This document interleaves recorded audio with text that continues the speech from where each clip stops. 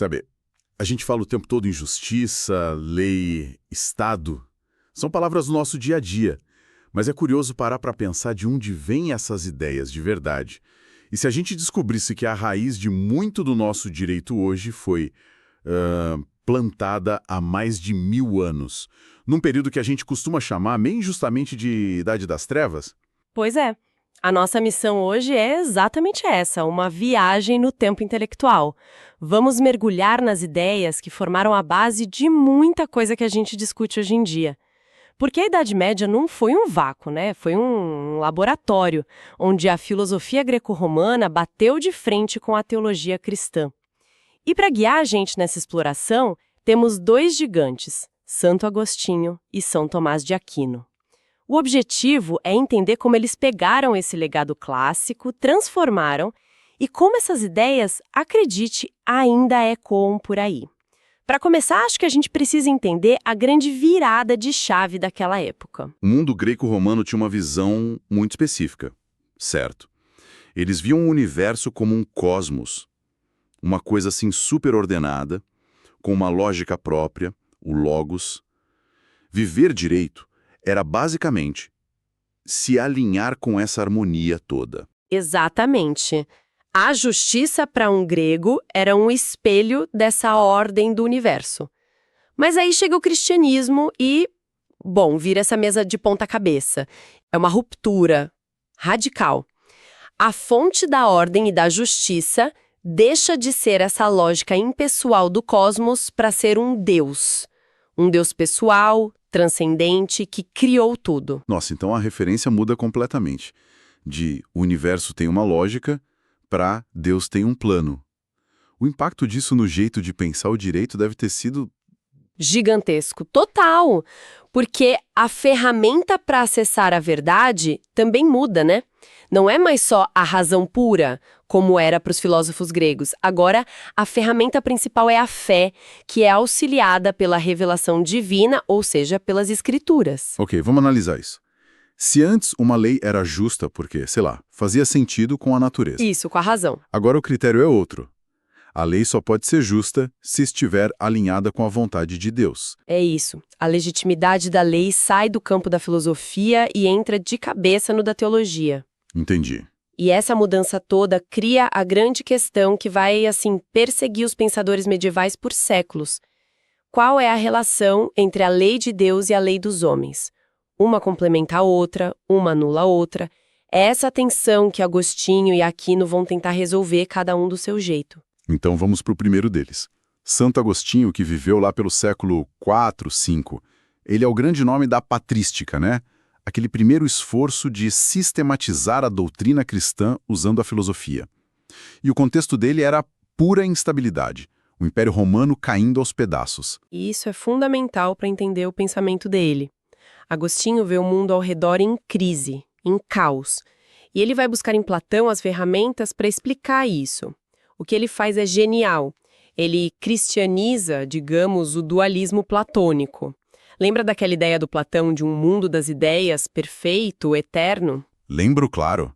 E o nosso mundo, o mundo sensível, que é só uma cópia imperfeita. Exato. Agostinho transforma isso na cidade de Deus, a civitas Dei, e na cidade dos homens, a civitas terrena. Peraí, cidade de Deus e cidade dos homens.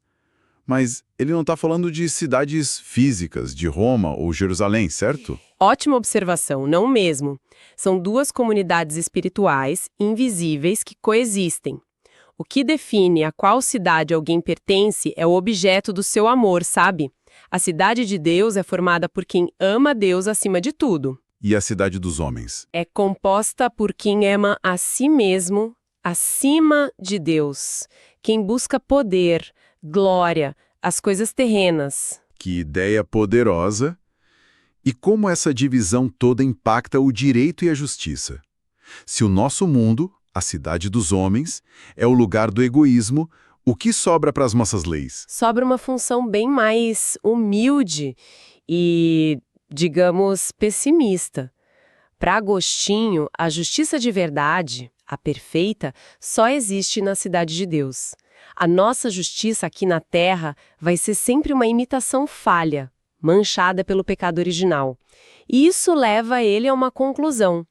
A lei humana, a lex temporalis, não serve para nos tornar pessoas melhores ou mais virtuosas. Então, para que ela serve? A função dela é muito mais pé no chão. É basicamente usar a força para evitar que o mundo vire um caos completo.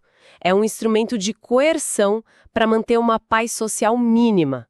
A frase que resume tudo é que a lei humana é um remédio para o pecado. Remédio para o pecado. É um mal necessário, assim, para botar um freio nos impulsos egoístas da galera e garantir que a sociedade não se autodestrua. Ou seja, a lei não é para nos fazer bons, é só para impedir que a gente seja o nosso pior. Que visão sombria. É o reflexo da época dele. Mas essa visão leva a uma conclusão ainda mais surpreendente. Agostinho diz que, justamente porque a ordem é tão frágil e importante, a gente deve obedecer às leis humanas, mesmo que elas pareçam injustas. Mas espera aí, obedecer a uma lei injusta só para manter a ordem? Isso soa perigoso. Quase uma carta branca para a tirania? Sim, mas tem uma ressalva crucial. Desde que essa lei não te obrigue a fazer algo que vá diretamente contra a lei de Deus. Ah, entendi. Se uma lei mandasse você renegar sua fé, por exemplo, aí não. Mas se a lei é só injusta, tipo um imposto abusivo, o mal de desobedecer e gerar desordem seria maior que o mal de obedecer. A paz, mesmo imperfeita, é um bem precioso demais.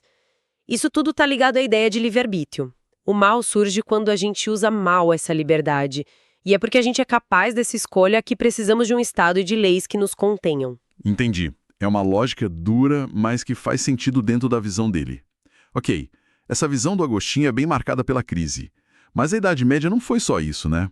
O que acontece quando a poeira baixa um pouco e um certo otimismo volta a aparecer. Aí o cenário muda. E surge o nosso segundo protagonista. São Tomás de Aquino, já no século XIII. A Europa está mais estável, as primeiras universidades estão surgindo. É a era da escolástica.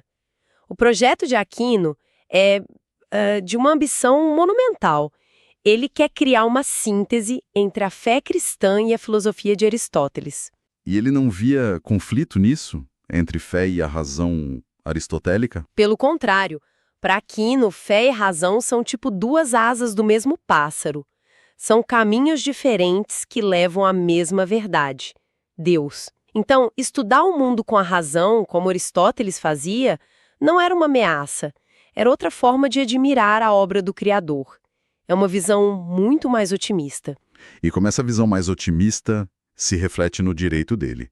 O Agostinho já era sistemático, mas o Aquino, pelo que sei, levou isso a outro nível, né? Sim, ele é o grande arquiteto do pensamento medieval. O coração da teoria dele é uma famosa hierarquia de leis, uma estrutura de 4 andares, onde cada um se apoia no de cima. No topo de tudo está a lei eterna. É a própria razão de Deus, o plano mestre que governa o universo inteiro. Ok, o plano geral de Deus. E abaixo disso? Abaixo está a lei natural. E essa é a parte genial.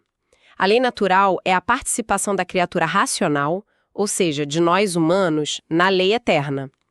São aqueles princípios morais básicos que a gente consegue descobrir só usando a nossa razão, sem precisar de revelação. Ah, então a lei natural é tipo uma consciência universal?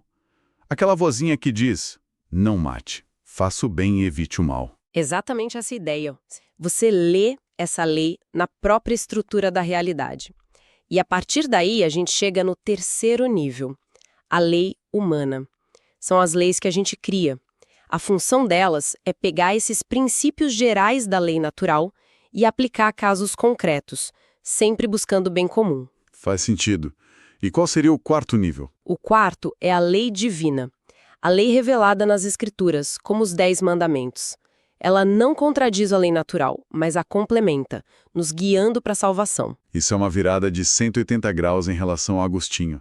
A lei deixa de ser um remédio amargo. E vira uma ferramenta para construir uma sociedade melhor, o tal bem comum. Exato. E a consequência disso é revolucionária. Se para Agostinho a lei era um freio para o pecado, para Aquino o propósito da lei é nos educar, nos guiar para a virtude. E isso leva à sua afirmação mais bombástica. Uma lei humana que vai contra a lei natural não é, de fato, uma lei. Ele chama isso de corruptio legis, e ela não obriga a nossa consciência. Certo, essa briga de gigantes é fascinante. Mas como é que essas ideias de quase 1000 anos atrás ainda aparecem no nosso mundo hoje? Parece tudo tão distante. Parece, mas não está. Pensa nas modernas declarações de direitos humanos. A ideia de que existem direitos que são inerentes a todo ser humano, que são naturais e que nenhum governo pode tirar, isso é puro Tomás de Aquino repaginado para a modernidade. É a base do que a gente chama de justnaturalismo. E a ideia de que uma lei injusta não é lei, isso também sobreviveu? Totalmente. Ela é a base filosófica para argumentos sobre desobediência civil, por exemplo, quando ativistas recusam a obedecer a uma lei que consideram injusta.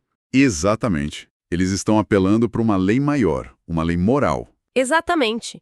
E mais, pensa no controle de constitucionalidade que os tribunais fazem. Então, quando o Supremo Tribunal, por exemplo, derruba uma lei por ela ser inconstitucional. Tem um eco de Tomás de Aquino ali dizendo que aquela lei viola uma lei superior, que no caso é a Constituição. O paralelo é perfeito, a lógica é a mesma. Existe uma norma superior e qualquer lei inferior que a contrariar perde a validade. Até a noção de direito subjetivo, a ideia de que eu, como indivíduo, tenho direitos que o Estado precisa respeitar, começou a ser costurada ali, naqueles debates. E jornada, hein?